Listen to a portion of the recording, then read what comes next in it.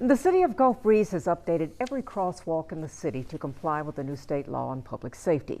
The Florida Department of Transportation now prohibits non-compliant street paint or art on roads. But before repainting their crosswalks, the city disputed the state's reasoning for the change. In a letter to the Florida Department of Transportation, Gulf Breeze City Manager Samantha Abel said the use of the specific green paint was in compliance with the law. Now, the Department of Transportation sent a letter to the city of Gulf Breeze saying they would do the work if the city didn't comply by this Thursday. Tanner Stewart is live in downtown Pensacola now with more information on this. Tanner, what's going on? And good evening. In just 2 days or not long after that, I've been told you can expect to see FDOT crews getting to work on street art like the Black Lives Matter mural here on A Street. Pensacola is one of 3 cities in our viewing area that we know to receive a letter from FDOT, just like Gulf Breeze. But over in Gulf Breeze, City Manager Samantha Abel says they have questions about an apparent contradiction in the law. You won't find green crosswalks in the city of Gulf Breeze after Thursday. They're in the process of covering all 7 of them with black paint after the Florida Department of Transportation warned 2 weeks ago that the green paint wasn't in line with new state rules on public safety. While the cities agreed to cover the green paint, City Manager Samantha Abel disputed the state's reasoning. Traffic green and a terracotta color have long been approved for supplementing the white raised crosswalks.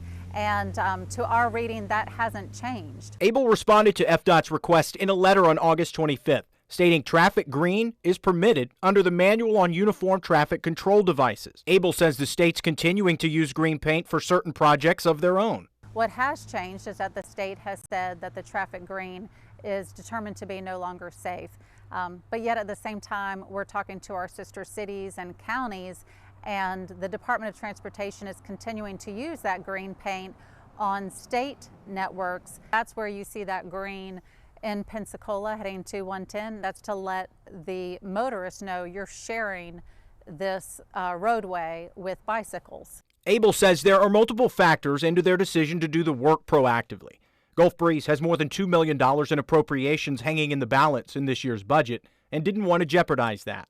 What we're seeing is that a lot of the work is done at night.